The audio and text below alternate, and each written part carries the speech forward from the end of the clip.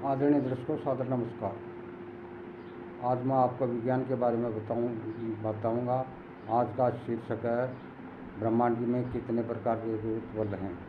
प्रबुद्धजनों, विश्व के वैज्ञानिकों की मान्यता के अनुसार 4 प्रकार के गुरुत्व हैं, परंतु ब्रह्मांड में गुरुत्व द्वारा किए जा रहे भिन्न भिन्न कार्यों के आधार पर मेरे शोध के अनुसार ब्रह्मांड में गुरुत्व की संख्या 7 है। पहला है महागुरुत्व, दूसरा मुख्य गुरुत्व, तीसरा स्थायी गुरुत्व, चौथा गतिशील गुरुत्व, पांचवां अनंत गुरुत्व, छठा सामूहिक गुरुत्व और सातवां विद्युत गुरुत्व। प्रबुद्धजनों ने 25 मई 2023 के वीडियो में ब्रह्मांड के बारे में बताया था कि गुरुत्व ने अपनी कार्य प्रणाली के अनुसार ब्रह्मांड के सभी पिंडों की रचना अंडाकार की है तथा अपने उसी कार्य प्रणाली के अनुसार ब्रह्मांड की रचना भी, आकृति भी विशाल अंडाकार ही बनाई है। प्रबुद्धजनों, हमारी पृथ्वी की तरह है ब्रह्मांड की भी उत्तरी ध्रुव और दक्षिणी ध्रुव 2 ध्रुव हैं। ब्रह्मांड के दक्षिणी ध्रुव पर ब्रह्मांड के संपूर्ण ब्रह्मांड के का संचालन करता, नियंत्रण करता महागुरुत्व है। इस महागुरुत्व की शक्ति इतनी अधिक है कि ब्रह्मांड में असंख्य जो आकाशगंगाएँ हैं उन सबको नियंत्रित करता है तथा ब्रह्मांड के छोटे से छोटे पिंड की गति कक्षा या धुरी पर गति जो है उसके 1 लाख के उसके 1 सेंटीमीटर के 1 सेंटीमीटर ने 1 मिलीमीटर के कई अरबों हिस्से तक की भी हम उसकी गति को कम या अधिक नहीं कर सकते। और उसके कक्षा पर जो गति होती है उस कक्षा पर गति को 1 मिलीमीटर के कई अरबों हिस्से जितना का अंश भी हम उसकी कक्षा पर गति को बाहर या भीतर नहीं कर सकते। प्रबुद्धजनों, महागुरुत्व बल की गुरुत्व धारा महागुरुत्व बल से निकल कर दीर्घ वृत्ताकार घूमती हुई ब्रह्मांड की मध्य रेखा तक जाती है। ब्रह्मांड की मध्य रेखा से गुरुत्व बल की चुंबकीय धारा ब्रह्मांड की उत्तरी गोलार्ध व उत्तरी ध्रुव तक जाती है। ब्रह्मांड के दक्षिणी ध्रुव पर जो महागुरुत्व बल है उसको मैंने 2 नाम और दिए हैं। दूसरा नाम है महाप्रलय का स्थान और तीसरा नाम है शिव स्थान, क्योंकि भारतीय मान्यता के अनुसार ब्रह्मांड के पिंडों की रचना ब्रह्मा जी करते हैं, पिंडों का पालन पोषण और रक्षा का काम विष्णु जी करते हैं और पिंडों का संहार का यानी सृष्टि के संहार का काम शंकर जी करते हैं। इसीलिए इस महागुरुत्व बल को मैंने महागुरुत्व बल प्रलय का स्थान और शिव स्थान नाम दिया है। ब्रह्मांड के भीतरी भाग को जिसको मैंने ब्रह्म स्थान नाम दिया है, उस ब्रह्म स्थान में तैयार पिंड जब ब्रह्मांड के उत्तरी ध्रुव पर आते हैं तो ब्रह्मांड के उत्तरी ध्रुव पर ब्रह्मांड का व्यास कम होने के कारण सभी आकाशगंगाएँ पास में होती हैं। पास में होने के कारण उनके बीच बार बार सामूहिक गुरुत्व बल बनता है और सामूहिक गुरुत्व बल बनने से उनमें आपस में तोड़-फोड़ होती है। तोड़-फोड़ होने से उल्का पिंड बनते हैं। हमारे सौरमंडल में भी मंगल ग्रह और बृहस्पति ग्रह के बीच में छोटे छोटे धूलकणों से लेकर कई किलोमीटर तक आकार के असंख्य पिंडों की एक चौड़ी पट्टिका है, जिसे क्षुद्रलोक ग्रहलोक पट्टिका कहते हैं। इस क्षुद्र ग्रहलोक पट्टिका के असंख्य पिंड तैरते हुए अंतरिक्ष में तैरते हुए सूर्य की परिक्रमा करते रहते हैं। इसी तरह ब्रह्मांड में दूसरी जगह भी अनेक क्षुद्र ग्रहलोक पट्टिका होंगी। ब्रह्मांड के मध्य रेखा से गुरुत्व धारा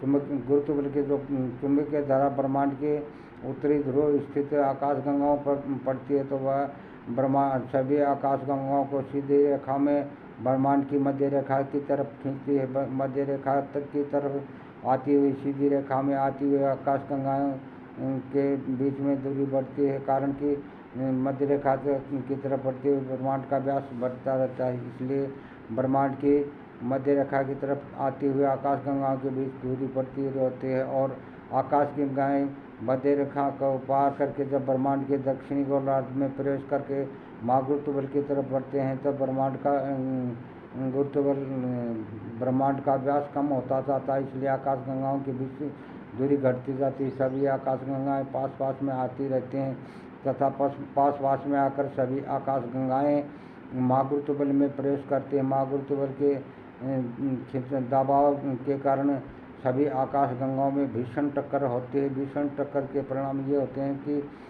सभी आकाश गंगाओं के टक्कर से बहुत ही भीषण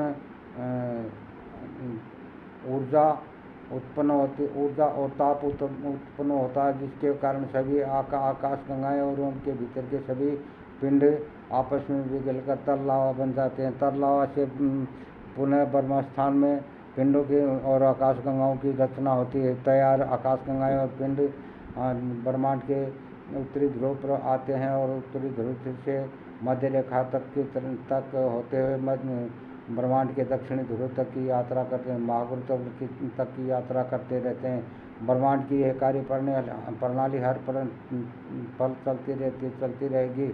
हमारा सौरमंडल भी कभी ब्रह्मांड के महागुरुत्व बल केंद्र में प्रवेश करके नष्ट हो जाएगा, लेकिन ब्रह्मांड कभी समाप्त नहीं होगा। यहाँ एक विशेष बात यह बताता हूँ कि महागुरुत्व बल ही इस ब्रह्मांड के अंदर महाशक्तिशाली है। महागुरुत्व बल से अधिक ब्रह्मांड में कोई दूसरी शक्तिशाली नहीं है। अब है बारी दूसरे गुरुत्व बल की। दूसरा ब्रह्मांड में दूसरा गुरुत्व बल है वो है मुख्य गुरुत्व बल। जिस तरह से ब्रह्मांड के दक्षिणी ध्रुव पर पूरे ब्रह्मांड के संख्या आकाश गंगाओं पिंडों को नियंत्रित संचालित करने वाला महागुरुत्व बल है, उसी तरह से ब्रह्मांड की प्रत्येक आकाश गंगा के दक्षिण ध्रुव पर आकाश गंगा के भीतर के असंख्य पिंडों को आकाश गंगा में बांध कर रखने वाला तो उनको नियंत्रित संचालित करने वाला मुख्य गुरुत्व बल ब्रह्मांड आकाश गंगा के दक्षिणी ध्रुव पर वो होता है। इसको मुख्य गुरुत्व बल इसलिए कहा गया है कि ब्रह्मांड के आकाश गंगा के भीतर जो असंख्य पिंड होते हैं उनके सबके अपने अलग अलग गुरुत्व बल होते हैं। इसलिए आकाश गंगा के भीतर पिंडों को सभी पिंडों को एक जगह बांध कर रखने वाले गुरुत्व बल को मैंने मुख्य गुरुत्व बल को मैंने मुख्य गुरुत्व बल नाम दिया है। और ब्रह्मांड में महागुरुत्व बल के बाद में यही एक गुरुत्व बल है जो बहुत शक्तिशाली गुरुत्व बल होता है। अब ब्रह्मांड का तीसरा गुरुत्व बल, ब्रह्मांड में तीसरा गुरुत्व बल है वो है स्थायी गुरुत्व बल। स्थायी गुरुत्व बल वह गुरुत्व बल है जो पिंड के धरातल पर हर जगह हर समय और एक समान बना रहता है। और यह स्थायी गुरुत्व बल जिस तरह से हमारी पृथ्वी पर है, चंद्रमा पर है, सूर्य पर है, हमारी आकाश गंगा पर है, और इसी तरह से हमारे ब्रह्मांड में भी स्थायी गुरुत्व बल है। स्थायी गुरुत्व बल की विशेषताएं, स्थायी गुरुत्व बल चीज़ों को खींचता है, पिंड के धरातल की तरफ खींचता है, परंतु उनको एक जगह बांध कर नहीं रख सकता। चीज़ें अपने प्रभाव से चलती भी हैं। दूसरी विशेषता स्थायी गुरुत्व बल चीज़ों पर दबाव डालता है। अंतरिक्ष में गए हुए वैज्ञानिकों का कहना है कि हमारा जो भार पृथ्वी पर होता है वह भार अंतरिक्ष में बहुत ही कम होता है। इसलिए इससे यह प्रमाणित होता है कि पृथ्वी का स्थायी गुरुत्व बल चीज़ों पर दबाव डालता है। अगली विशेषता यह है कि पृथ्वी ने अपने स्थायी गुरुत्व बल के द्वारा अपने आकाश में एक सुरक्षा कवच बना रखा है। इस सुरक्षा कवच, चुंबकीय सुरक्षा कवच के द्वारा पृथ्वी अपने बाहरी पिंडों आदि से रक्षा करती है। जब सूर्य और बुध ग्रह का सामूहिक गुरुत्व बल पृथ्वी पर पड़ता है तो वह पृथ्वी से जल और वायुमंडल ले जाने की कोशिश करता है, लेकिन पृथ्वी का यह सुरक्षा कवच उसे अपने साथ कुछ भी नहीं ले जाने देता। अगली विशेषता यह है कि स्थायी गुरुत्व बल पिंड के धरातल पर जितना अधिक ताकतवर होता है उसे कई गुना अधिक वह आकाश पृथ्वी के आकाश में शक्तिशाली होता है। इसका प्रमाण ये है कि हमारे जो अंतरिक्ष यान जब पृथ्वी से प्रक्षेपण किए जाते हैं तो उनमें इतनी गति और ऊर्जा की ज़रूरत नहीं होती जितनी कि पृथ्वी के चुंबकीय क्षेत्र को चीर कर अंतरिक्ष में प्रवेश करने के लिए अंतरिक्ष यानों को अधिक गति और ऊर्जा की आवश्यकता होती है। अब ब्रह्मांड का चौथा गुरुत्व बल है। ब्रह्मांड का चौथा गुरुत्व बल है वो है गतिशील गुरुत्व बल। गतिशील गुरुत्व बल वह गुरुत्व बल है जो हर पल पिंड के चलता रहता है। गतिशील गुरुत्व बल पिंड की कुल मोटाई के बीच में गतिशील रहता है और पिंड के आर पार पूर्व से पश्चिम और पश्चिम से पूर्व आता जाता रहता है। उसके गतिशील गुरुत्व बल के दो पूर्वी और पश्चिमी दो सिरे होते हैं। प्रत्येक सिरे पर 3 कोण होते हैं जिनसे एक त्रिकोण बनता है। और जब पृथ्वी का गतिशील गुरुत्व बल गोल घूमकर हर पल गतिशील रहकर पिंड को धुरी पर गोल एक जगह पर गोल घूमने की ऊर्जा प्रदान करता है।